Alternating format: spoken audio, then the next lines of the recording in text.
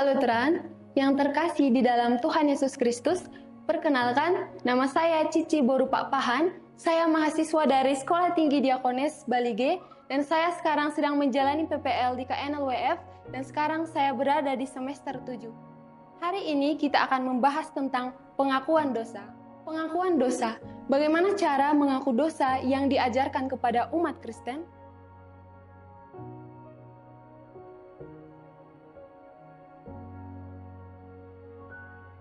Apa pengakuan dosa itu?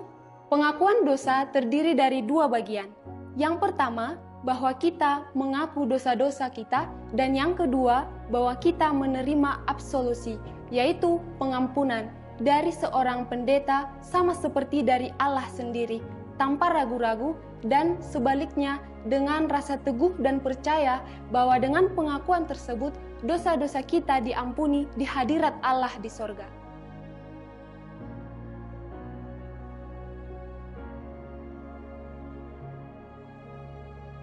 Dosa-dosa apa yang harus kita akui?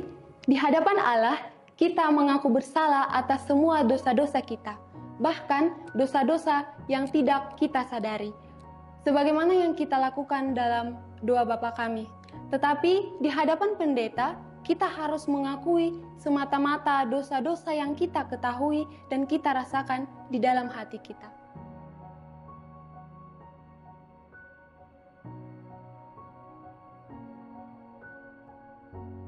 Dosa-dosa itu apa aja? Amati posisimu dalam hidup berdasarkan 10 perintah Allah. Apakah kamu seorang ayah, ibu, anak laki-laki, anak perempuan, suami, istri, atau pekerja?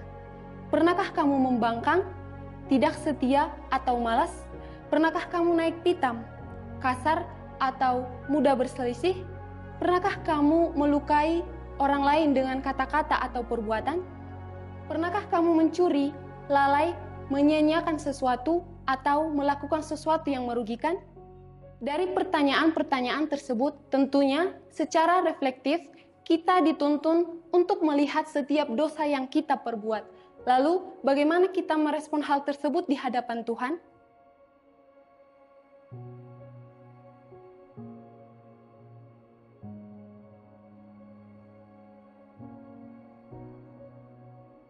Berikut ini terdapat beberapa rumusan contoh pengakuan dosa yang hendak Luther berikan kepada kita sebagai panduan bagi kita jemaat Kristen. Dalam doa pribadi, pengaku dosa dapat berkata, "Bapa, saya mohon untuk mendengarkan saya dan menyatakan pengampunan supaya kehendak Allah terpenuhi.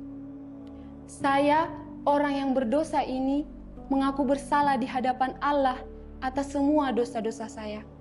Khususnya, saya mengaku di hadapan Bapak Pendeta bahwa sebagai hamba, saya dengan sedih berkata, melayani Tuhan saya dengan tidak setia, karena dalam hal ini atau itu, saya tidak melakukannya sebagaimana yang dikehendakinya.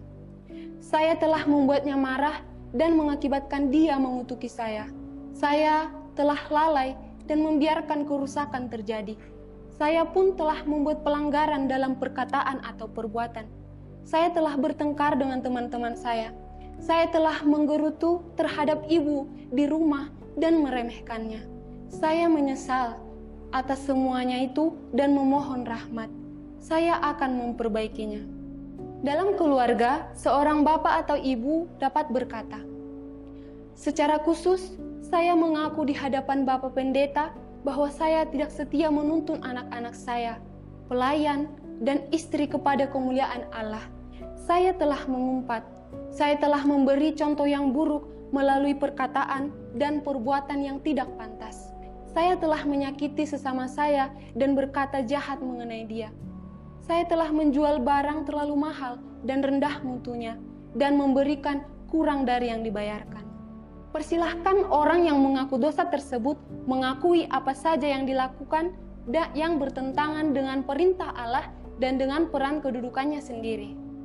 Akan tetapi, jika seseorang tidak merasa dirinya dibebani oleh dosa-dosa tersebut, atau dosa-dosa yang lebih besar lagi, hendaknya ia tidak mempermasalahkan dirinya atau mencari-cari dan merekayasa dosa lain sehingga pengakuan menjadi suatu siksaan. Sebaliknya, ia harus mengutarakan 1-2 dosa yang ia ketahui. Secara khusus, saya mengaku bahwa saya telah mengumpat, saya telah menggunakan kata-kata yang tidak pantas, saya telah melalaikan hal ini, hal itu, dan sebagainya. Saya harap tidak terulang lagi. Tetapi, jika kamu tidak mengetahui satupun dosa, walaupun hal ini hampir tidak mungkin, janganlah mengutarakan apapun secara khusus, tetapi terimalah pengampunan atas pengakuan umum kepada Allah di hadapan pendeta. Lalu Bapak Pendeta akan berkata, Allah akan berbelas kasih kepadamu dan memperkuat imanmu. Selanjutnya, apakah kamu percaya bahwa pengampunanku adalah pengampunan Allah? Ya, Bapa. Kemudian, dengarlah apa yang dia katakan. Terjadilah padamu sebagaimana yang kamu yakini, dan aku dengan kuasa Tuhan kita Yesus Kristus mengampuni dosa-dosamu dalam nama Bapa dan Putra dan Roh Kudus. Amin. Pergilah dalam damai. Si pengaku dosa akan mendapatkan kata-kata tambahan yang menghibur dan menguatkan iman bagi yang menanggung beban berat hati nuraninya atau yang sedih dan tertekan. Rumusan tersebut di atas dimaksudkan semata-mata sebagai rumusan umum pengakuan dosa.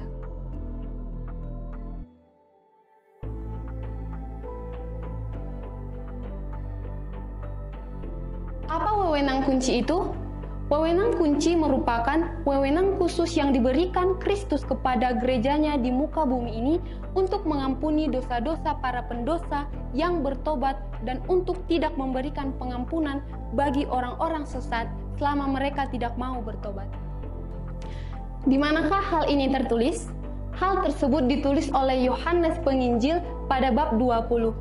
Tuhan Yesus menghembusi murid-muridnya dan berkata, "Terimalah Roh Kudus. Jikalau kamu mengampuni dosa orang, dosanya diampuni. Dan jikalau kamu menyatakan dosa orang tetap ada, dosanya tetap ada." Hal ini tertulis di dalam Yohanes 20 ayat 22-23.